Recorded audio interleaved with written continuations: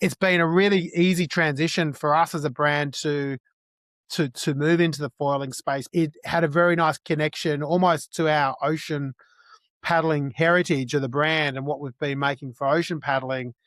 How'd you came up with the name Vikobi? Does it have a meaning? Good question. I get asked that a lot. There's a quick answer and a slower answer.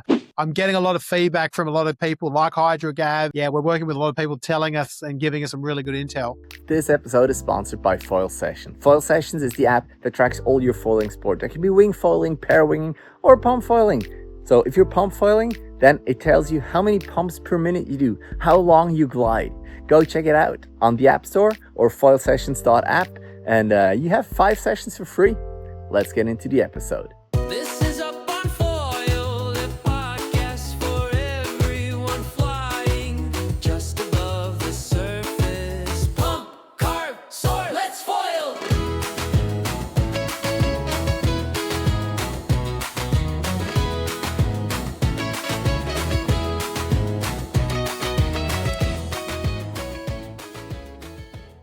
Welcome to Up on Foil, the podcast where we talk all about foiling. This is episode 101, and let me introduce us real quick. I'm Matt. I'm an intermediate foiler. I'm out on the water in winter and summer, but mostly on the weekends because I have a daytime job. And with me is the CEO and founder of Vikobi, Patrick Langley.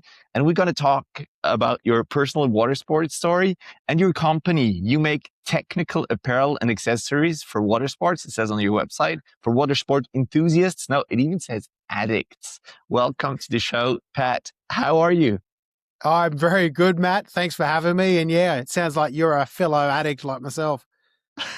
Yeah, I kind of came that way because of foiling. Again, I used to sail a lot when I was a kid, optimist sailing 29er and whatnot. And then when foiling arrived, it started right back, and I'm on the water as much as I can. When was your last session and what were you on? Yeah. My last foil session might have been I think it might have been a month and a half ago. I've been traveling a fair bit lately. So, and we're in winter in Sydney here in Australia, and the wind is not cooperating so much for us at the moment. I love wing foiling. That's sort of my jam. But I have been doing a little bit of foil driving lately, which has been a lot of fun. So yeah, between those two things, I've been just trying to get out whenever I can. But yeah, unfortunately, work's had me traveling a lot lately. So yeah, foiling time a bit limited.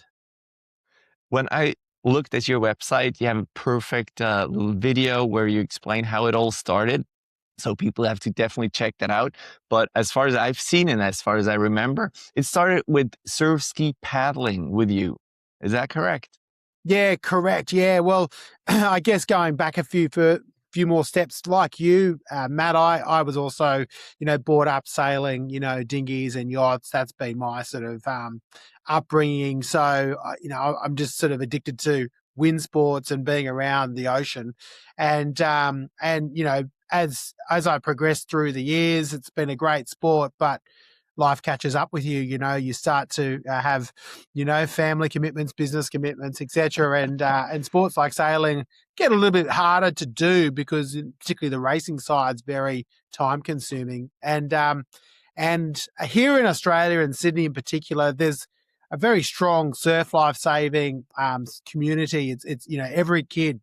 It's almost a rite of passage. You have to go and do surf life saving when you're a kid. So everyone gets brought up into that environment. And part of surf life saving is the ocean ski. It's like a kayak, but it's very narrow and light and designed to catch waves. And that's evolved as a really popular sport here in Australia in particular, but also in South Africa, parts of Europe and North America.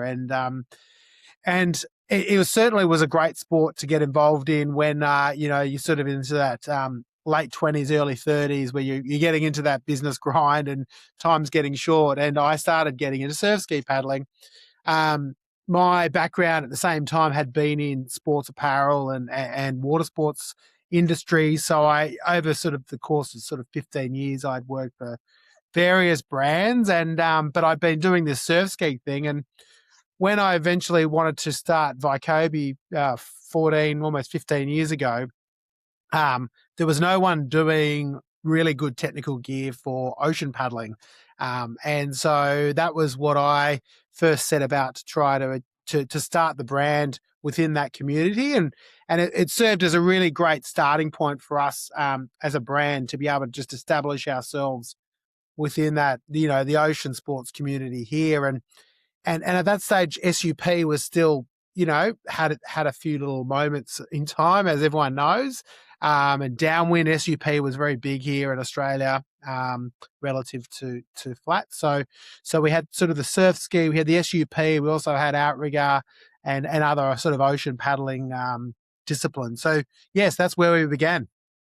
Can you maybe just, because I've researched it a little bit, but maybe the listeners are not that familiar with surf ski paddling. To me, it looks like a kayak where you sit on top and just go in a straight line on the flat or on the waves.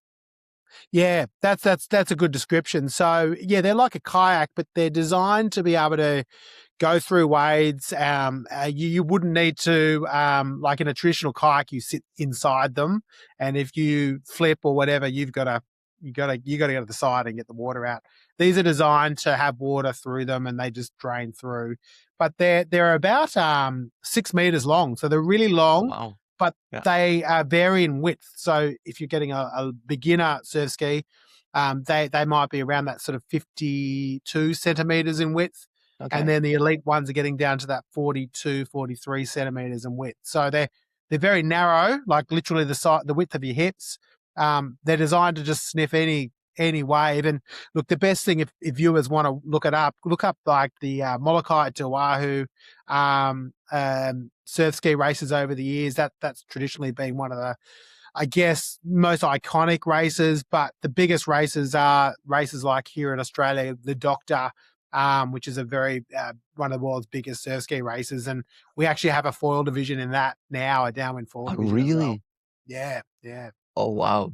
Oh, that's super interesting because I talked to a French guy here. He cannot use his legs. He's a paraplegic, and he actually has to sit on his board to wing foil. Yes. So he's foiling sitting down as well. So it's probably similar to that. Yeah, well, it is actually. Yeah. I did see some footage of that. The downwind, like he's got a downwind foiling kayak there. Really, in a crate. Like, it looks super efficient. I saw that. So yeah, it's similar in that sense. And actually, there is somebody trying to develop more of a foiling system for the conventional surf skis. I think the problem has been that they've been pretty efficient crafts in their own right. Like they get going, when you're doing a downwind, the fast guys are sitting on 20 k's an hour pretty comfortably. Really? They're super efficient craft. So the foiling aspects sort of now, it takes a lot to make it more efficient than that. Yeah, makes a lot of sense. So maybe we can already start with like going to the company and how you started it, and also why you started it. Because you said, you were there in this surf ski area. Was something missing? Where you think like, I need more of that, and there was nothing around? Or how did it start? It takes a lot of time and effort and money, of course, to start a company. How did that go? Yeah, good question. Yeah, so the answer is yes, we did see a gap. There was nobody making technical, ocean paddling wear that's designed because your body temperature is a big thing with performance, because you can overheat very quickly. Getting the right weight, you're out in the elements. So there was nobody that created a system of clothing that could adapt to the different conditions. So that was probably the first point that we started in. And then the second point, and this is talking specifically around ocean paddling, but it has definitely transcended into the rest of the product range that we do for all water sports now. But beyond that, life jackets became compulsory as well back in when we first started. And I think people were wearing those sort of mustardy yellow type life jackets and, just pretty basic stuff. And we're paddling on busy waterways or, a couple of kilometers offshore. And we came up with the idea of creating very bright colored but good-looking vests that were, ergonomically fitting, had lots of features for storage, etc. And that was probably where we've really been able to make a big jump and cross over into a lot more other sports. So the life jacket, the PFD, has been something we worked on hard. So we basically, my first collection of product, because we didn't start with the life jacket initially. I think I invested about, 30,000 Australian dollars into my first collection. I had a few good connections in terms of the supply chain, but effectively through a few contacts was able to develop a very basic range and just started that way and still had to do a few other jobs. I still did a bit of professional sailing and some other sort of contract work for other brands initially to sort of get through those first few humps. But pretty quickly the brand got some traction and, we were able to work our way up. But like all these things, it's a long road. I probably don't recommend it for anyone out there unless you're really backing yourself. It's a long road and has lots of twists and turns, but I guess we've been able to sort of work our way through that over the years, and now we've got a pretty good brand that's obviously much broader than just surf ski paddling. Yeah, I mean, I went through your website, and honestly, like the first time I saw Vikobi was probably on our lakes, and those were the PFDs, like the bright colors, the punchy colors, high visibility, super important if you're out there, maybe even in winter where you don't see a lot. That's where I first saw it, and then of course online with Gav and other people like wearing your stuff.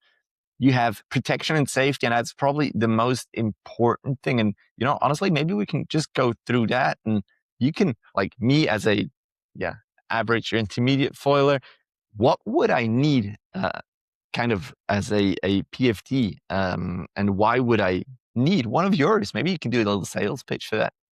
Sure. Well, absolutely. Like, I guess probably the next part building up to answering that question is, my background in sailing allowed us to develop, sailing specific stuff. And we've been doing that for about sort of 7 or 8 years now.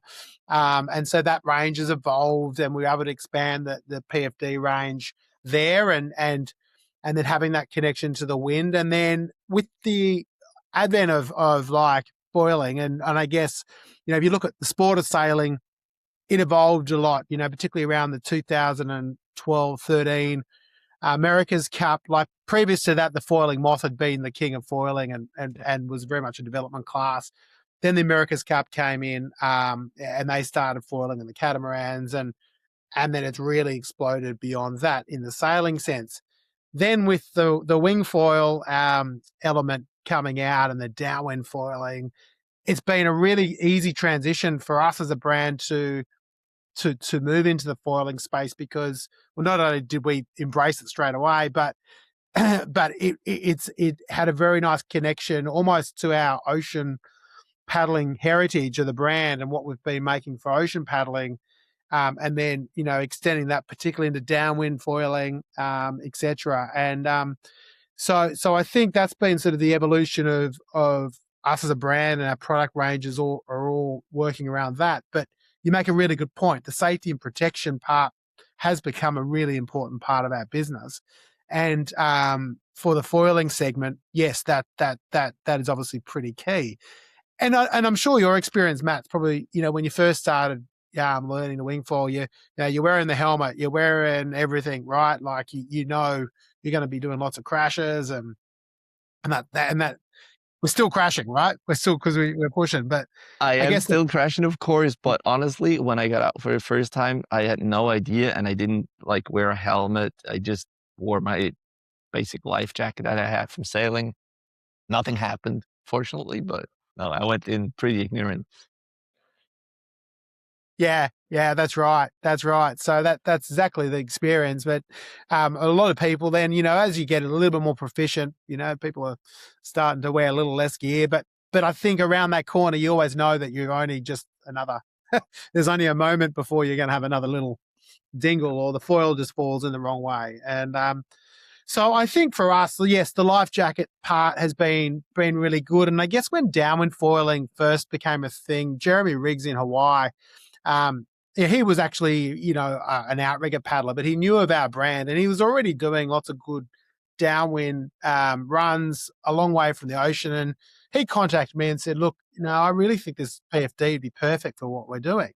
And I said, oh, great, let's get you a vest. And he started, doing a hell of a lot of content too, which is great.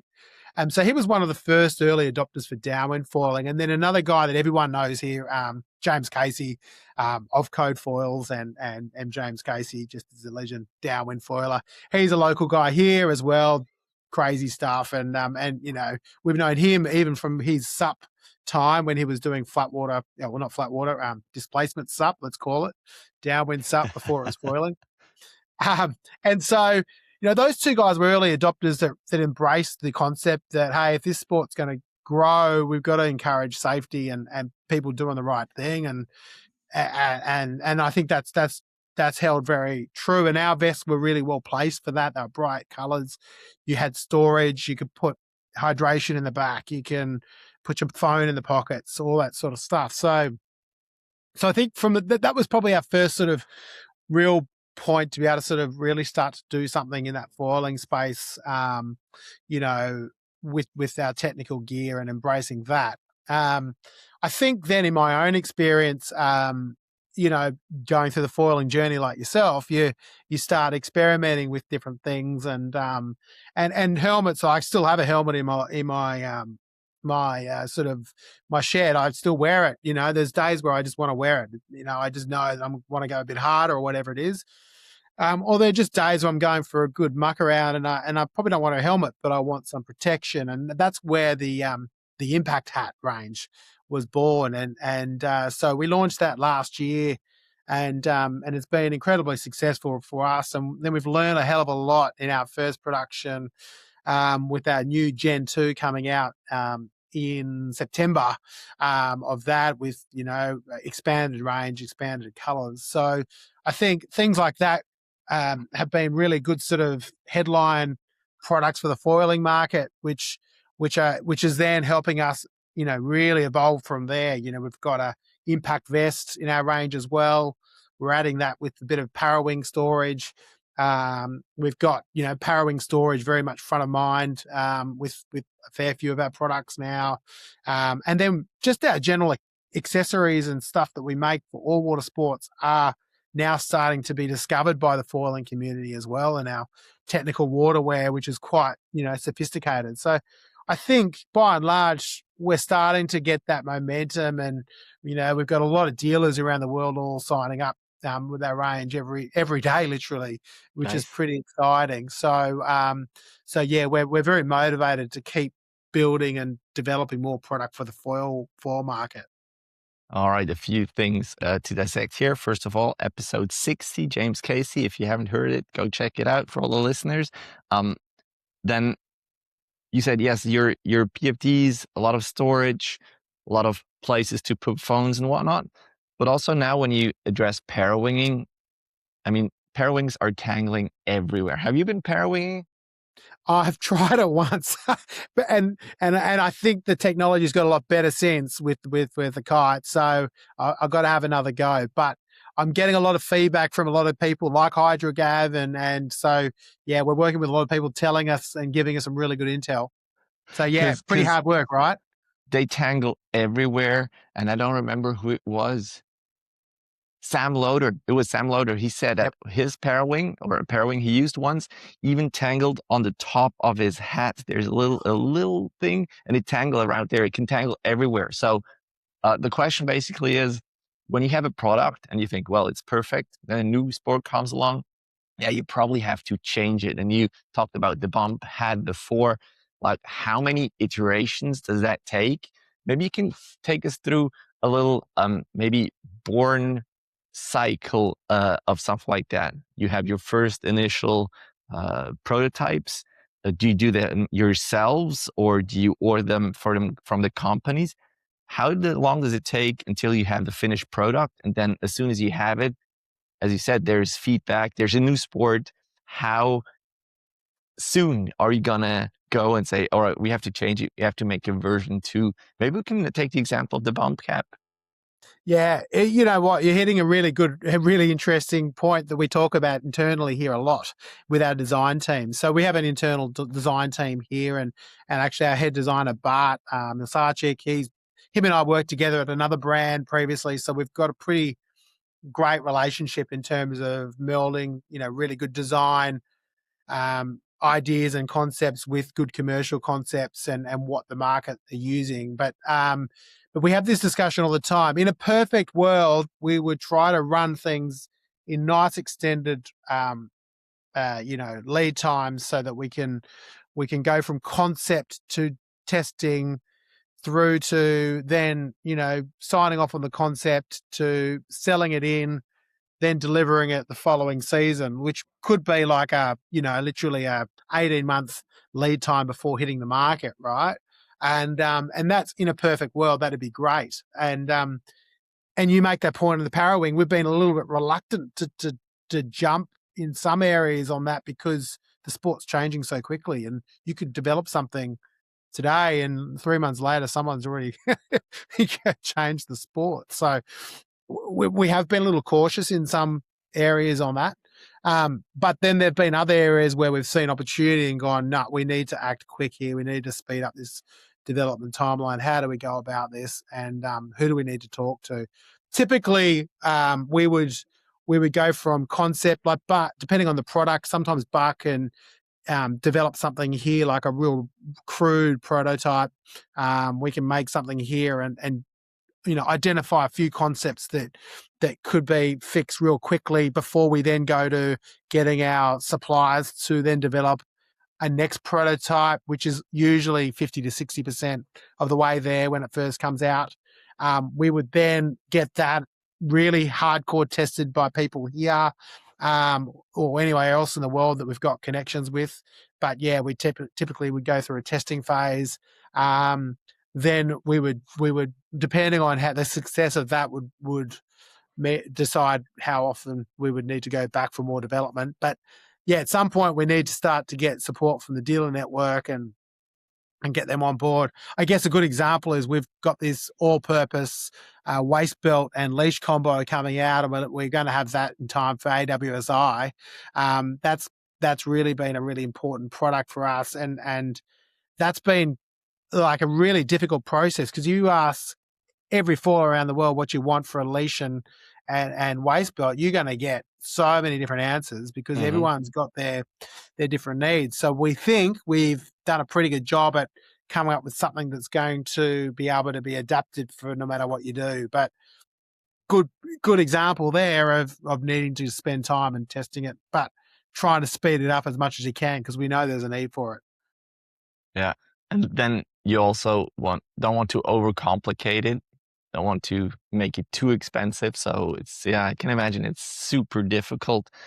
Simplicity is the key. You're exactly right. It's got to be user friendly. And I always say that to our head designer, because I like things just to be like out of the box, boom. How do I use? Like, think about the guy who wants the most simple stuff. It's probably me. Our designer Bart would love to put bells and whistles and everything on it, which is awesome. So quite often it is about trying to meet in the middle. When we talk about PFDs and the caps again, it's a safety product.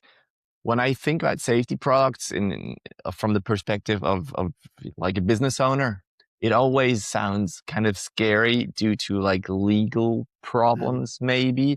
How difficult is that? Do you have a legal team to make sure that, you know, you're fine? Or how is it also different if you look all over the world? Specifically, when I think about the US, I always see lawyers everywhere.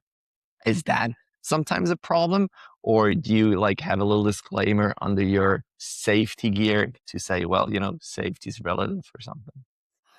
Well, I think it's a good point. I think when you're talking about life jackets and PFDs in particular, they are a regulated product.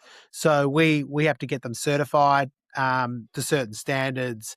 And, so for example, they're all certified to the ISO, and it'll provide a CE mark that obviously you're very familiar with in Europe. And so those products are regulated. We have to manufacture them to certain standards and to meet certain guidelines. So I think in the sense that when you're manufacturing safety gear, that as long as you're manufacturing them to the standard that's required for that particular product, well then, you really, as long as they're being manufactured exactly, and we're obviously QCing everything, and they're being manufactured exactly to spec, well then we've got nothing to worry about, because it really does come back down to the user and the user being able to use them for where they are. Look, don't get me wrong, I'm sure there was probably times early in the piece I probably used to wake up at night thinking about these sorts of things, but I think over time, I think I'm pretty comfortable with that sort of product, that sort of thing. When you're talking about things like leashes and things like that, they're not regulated to a certain standard. So, people do need to understand the limits of leashes. Like, for example, in surf ski paddling, going back to that one, the way that the boats are designed, the leashes are attached to the midpoint.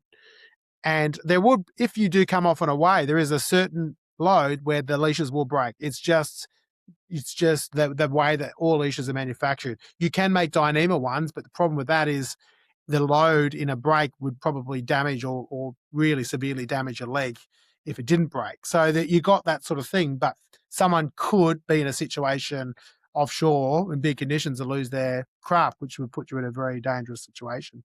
So I do think it is about education, about people understanding the limits of their gear and the limits of their abilities. And I think, like all things, the more education about people having the skills to not require their safety gear or not relying on them, it's literally a last case resort, not, people going out in the ocean when don't have the skills, but thinking that the gear is going to be, their own, their first choice of safety.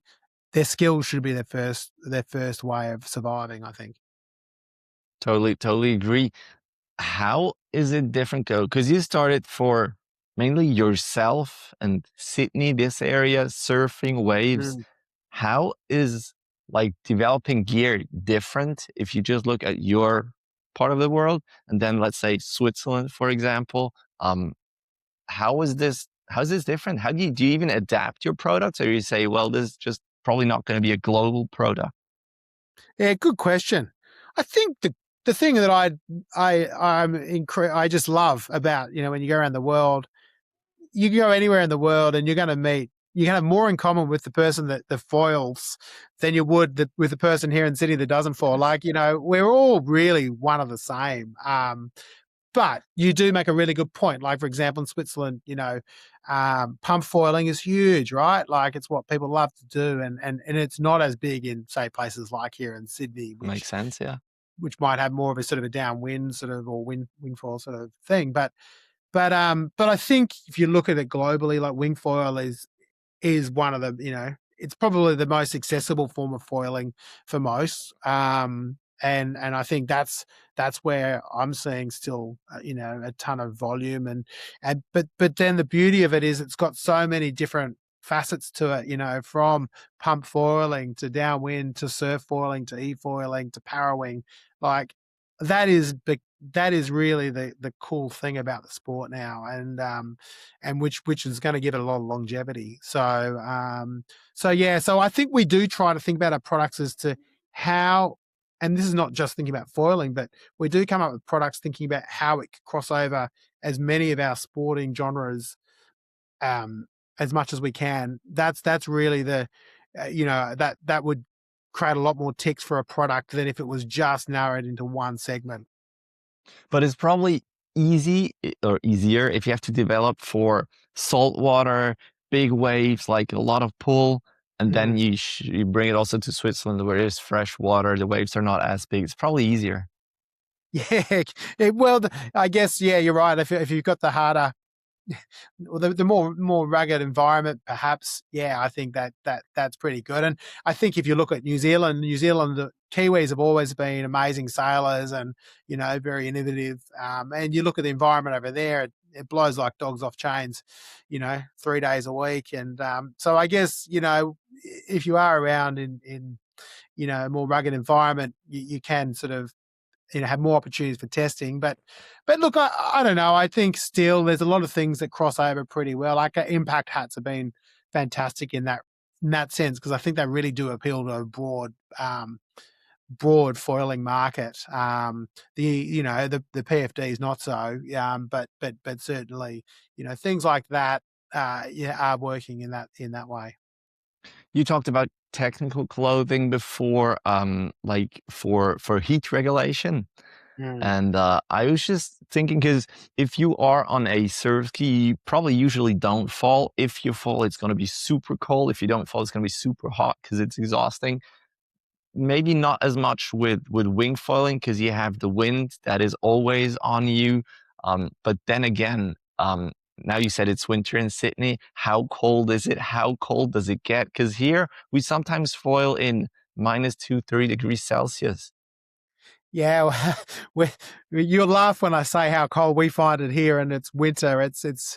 I guess we have days where the temperature still gets up to around 18 degrees Celsius, Nice. so it's not that bad. But we could go foiling in conditions where the apparent air temperature is in the between sort of 3 or 4 degrees. That can happen in winter here, and I think that's the thing, right? The apparent is what really gets you when you're wing foiling in cold conditions, the extremities as well.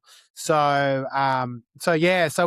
we certainly, body temperature control is a big thing. I think our products that we make also for the sport of sailing have a little bit more of a connection in terms of the apparel sense to the foiling market, particularly for thermal. UV is a really big thing. Like, it's always been a big thing here in Australia, UV protection, because of our, ozone layer being a bit thinner here, and skin cancer. We have skin cancer checks. Like, if you're not checking once a year, you're behind the game. Like, everyone's really serious about skin protection, and that's another part as well. I think that's been a trend. Like, I just love foiling in long UV pants in summer with some boardies and sometimes a hooded Rashie or definitely a long sleeve rash top, and having that sort of stuff on the UV side all the way to the thermal. That's the trick. And I wouldn't say that we've got everything nailed all the way up to the sort of conditions that you guys deal with, but from a paddling perspective, we do. Our European customers quite like our products for most of the seasons. The only thing we don't have is a dry suit, but that's for the extreme. The wetsuits that I've seen are pretty thin as well, more catered to sailors as well. Yeah, very much. Yeah, it's got to be ergonomic. It's got to have great thermal properties, but allow you to have the range of motion to be able to do what you want to do. The other thing I think that particularly for beginners, like, how much time you spend on your knees when you're learning to foil, and I think our long johns with padding on the knees are pretty helpful in that sense. I always sort of recommend that. So yeah, they are designed to be as thin and stretchy. And I think wetsuit technology in general has really improved, particularly over the last sort of 25 years. It's really improved significantly, and a lot more stretch, a lot more thermal properties, lots of hybrid of different things that can make a thinner wetsuit still perform like a thicker wetsuit. So when I go again look on your website and I see the products, and I think, well, you've been at this for quite a while now. It must add up. We need this, we need that. Do you still know all products you use? Or like, oh yeah, we sell that as well. How do you go without being overwhelmed of what you have? Yeah, that's a good question. And you walk through our warehouse and you'll be like, whoa, hey, we might have a few too many SKUs here.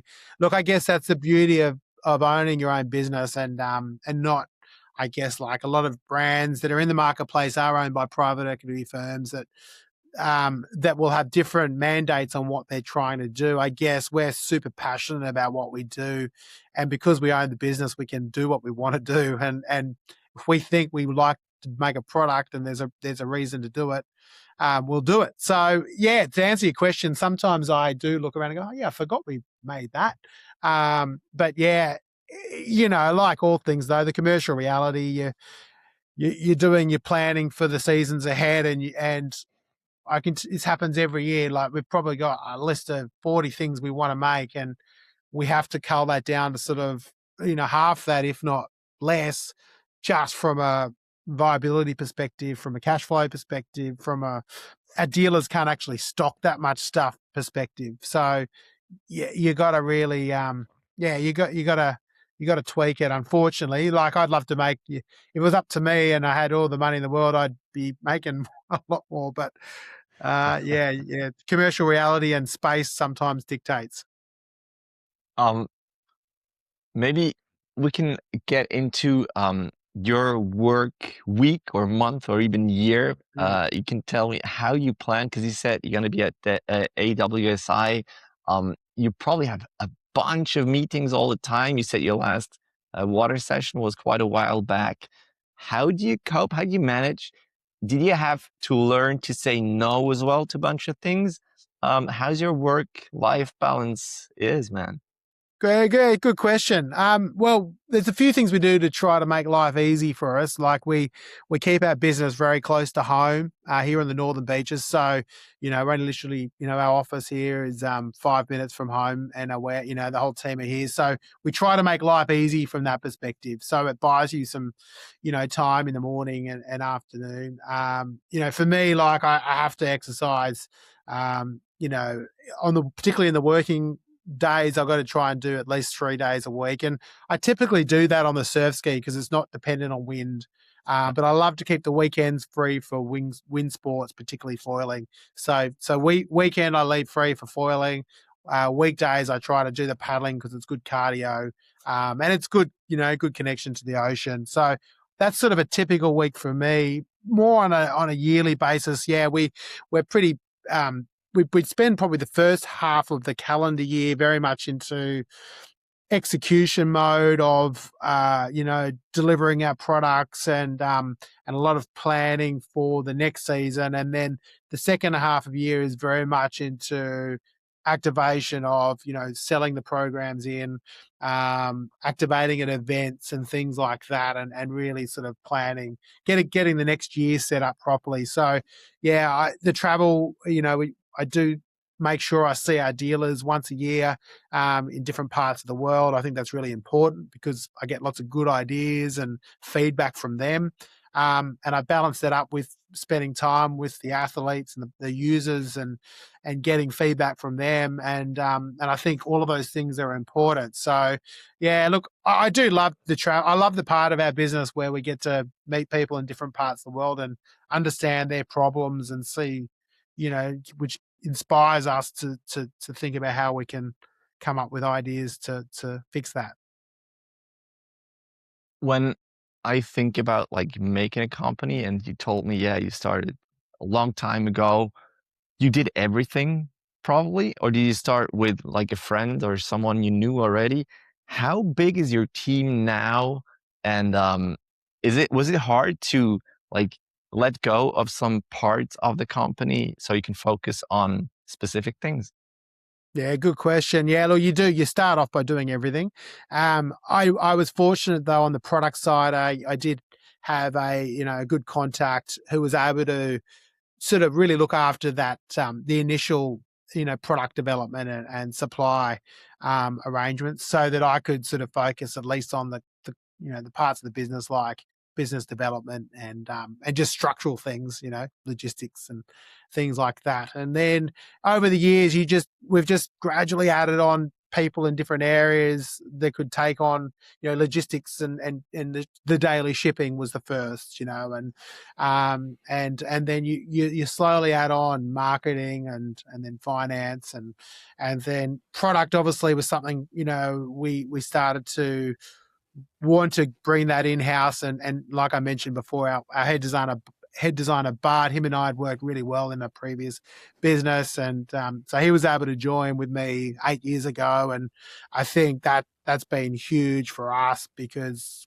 we were able to then take it to another level in terms of our product development.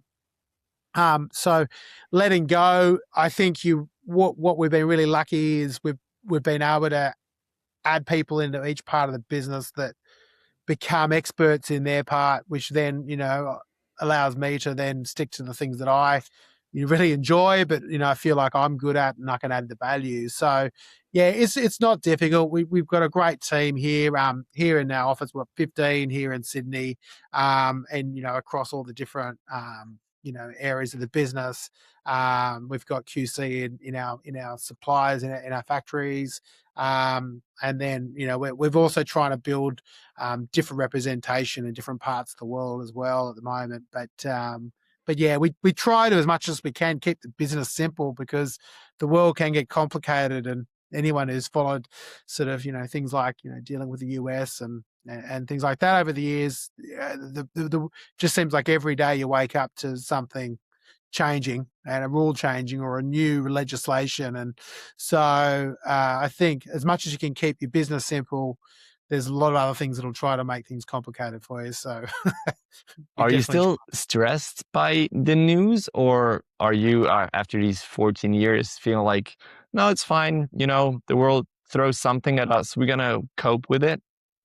Yeah, I think you're right. Like, I think, I think on every journey, probably in business, you go from that sort of survival stage where it is make or break. And, you do have those moments early on where if a few things didn't quite go their way, we may not still be here, but I think we've always we've done things in ways that are never betting the farm. We're never going to be in a risky situation that we could, go under. So I think we've moved well past that now. We've gone from sort of survive, and we call it now where we're thriving, and the next move is to jive, I guess. We're trying to sort of move on that trajectory. But yeah, we feel like we're in a really nice stage now. The brand's well known around the world. We've got really strong customer loyalty. We've got, we're feeling really fortunate. And I think we've developed a lot of trust within the ocean community. I think people know that when they buy Vikobi,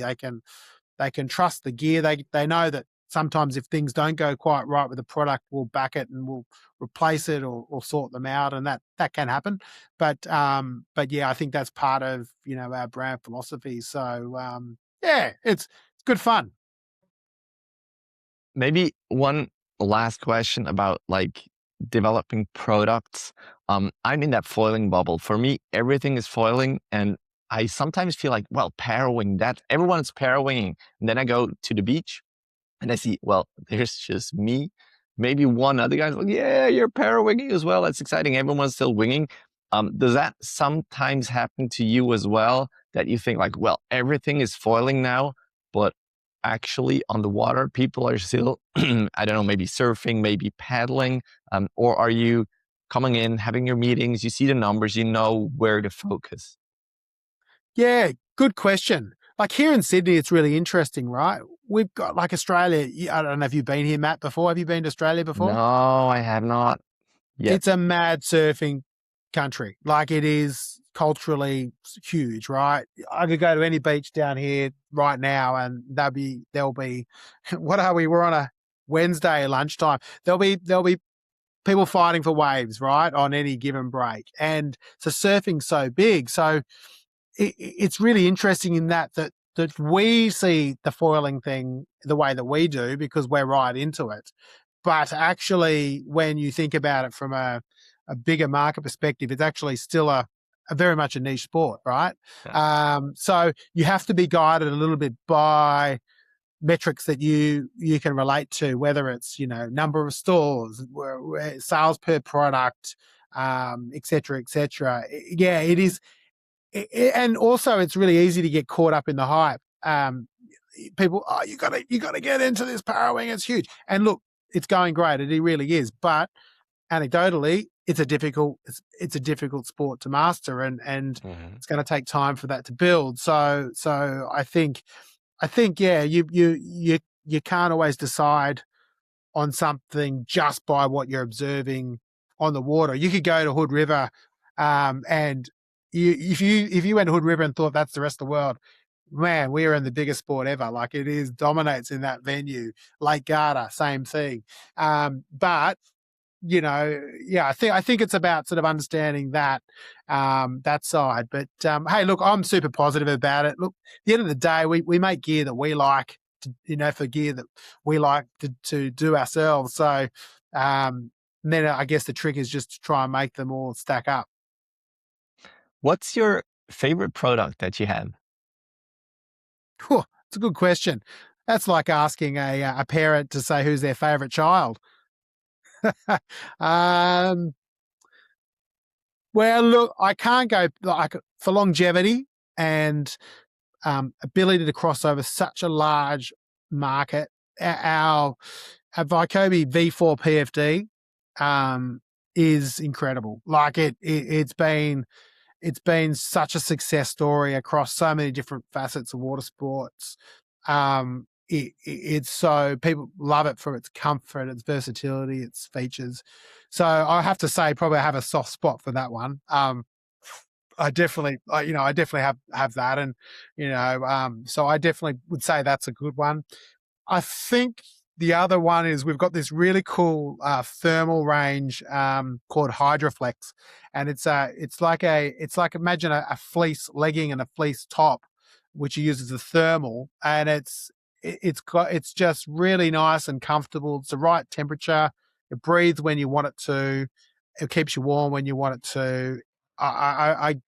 Customers love that. So I'd say that's probably another one. But yeah, the PFD I'd say still is the OG. Is it also the product that sells most? Yes. Yeah. Yeah. So maybe that's why I like it so much. It's my favorite child. But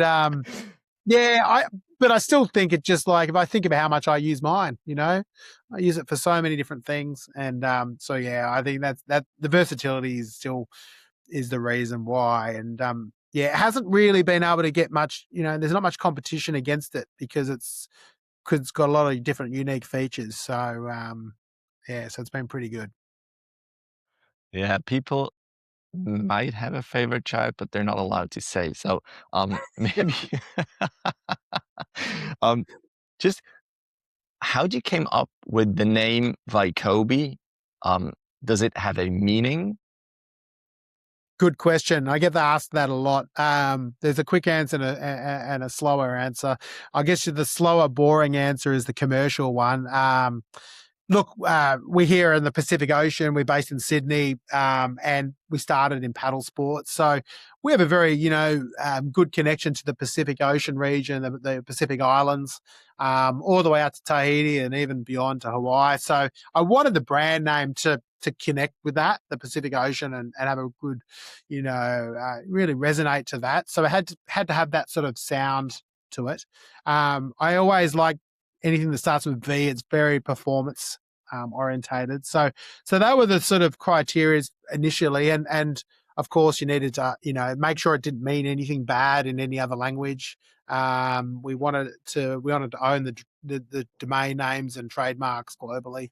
So that was some of the initial criteria for the brand. But when we came up with this one in particular, I put into a word mesh website at the time, and I put in, I think this day, I was really finding it difficult to come up with this name, but I put in vitality, kinetics, and biology. I thought, that's a very sort of performance-y sort of mix of words that might have summed up what we were trying to do here. And it came up with Vikobi, and the Vikobi. I was like, oh, it's not bad. Look, not right. I didn't like it, but it was something different.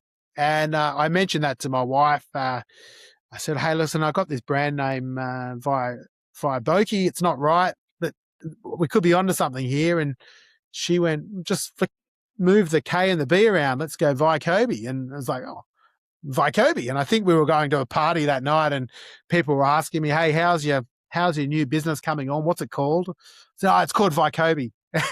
And people were like, oh, Vikobi. Yeah. They could pronounce it and say it. So, the next day we could do all the checks. And so it was pretty much born from there, and we developed the logo not long after. But so that's the long story. And I think the brand name has served us very well. I think customers have really embraced it.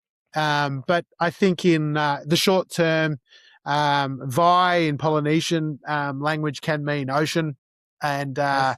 or water, and Kobe.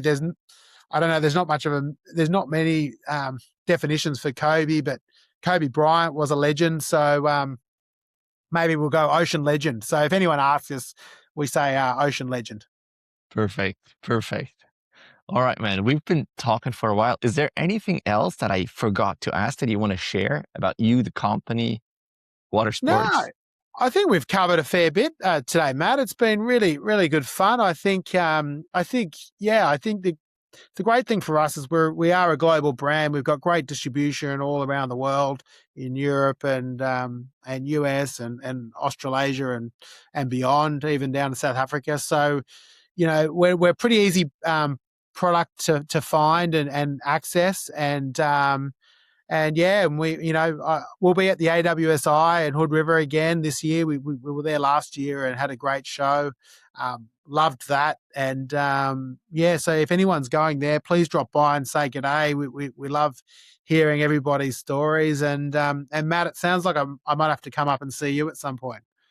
That would be super fun. Maybe come in summer though. Although in winter the wind is better. Right. When you, Pat, just one super last question. When you go to AWSI, you ship a container. I don't imagine you like bringing all the gear yourself. How does that look? How does that work? Or you try to just bring, your small gear, your lock for your car. How does that look? Yeah, it's a good question. Look, we're lucky. I actually have dealers right in Hood River and that region in Oregon. So we've got places that we can ship our gear to. Nice. We already have if you haven't been to AWSI, like it's an outdoor event. So everyone has tents and bigger brands like North would certainly invest a lot of money into their outfits and their layouts, and brands like us might run a bit of a smaller footprint. So we do have branded tents and fixtures and fittings, but yeah, look, in the spirit of the event, it really is an outdoor event, and the organisers, it's grown this year and they have rejigged the layout a little bit. So we're trying to fit in a certain sort of footprint that works for our type of product, accessories and the like. So yeah, look, a tent's fine. We've got working tents in that area and fixtures and fittings, and then we just ship the samples. But it's actually it's more of a trade show rather than they do have one day of consumer on the Saturday, but effectively it's a trade show, so you don't need to bring obviously a whole lot of stuff for retail, so to speak. Will you get the chance to take some days off while you're there, maybe hit the water? Yeah, absolutely. I always try to dovetail a couple of days on the at the beginning before the event, and I think last year was great. The day after the event, the wind was blowing, and so I think everyone was just absolutely having the time of their lives. So yeah, you've got to, if anyone hasn't been there, it's a pretty special place. You've got a constantly a current moving upstream, and you've got the daily wind that's being brought in by thermal coming in, so the waves and just unbelievable. And it's very big for paddling as well. There's a lot of big downwind paddling events there during the year, as much as foiling. And you go near Swell City there, you're almost going to need at some point some rules, because you've got everything from outriggers, surf skis going down, downwind foilers going down. You got para wingers, wing foils, kites, and anything else you can think of, e-foilers. It's bedlam. Crazy. And all right, that was great talking to you, man. I wish you a good rest of the year, great shows, and I really hope to see you on the water, man. Yeah, look forward to it. Thanks for your time, Matt. Really appreciate it. Perfect. Have a good one. Cheers.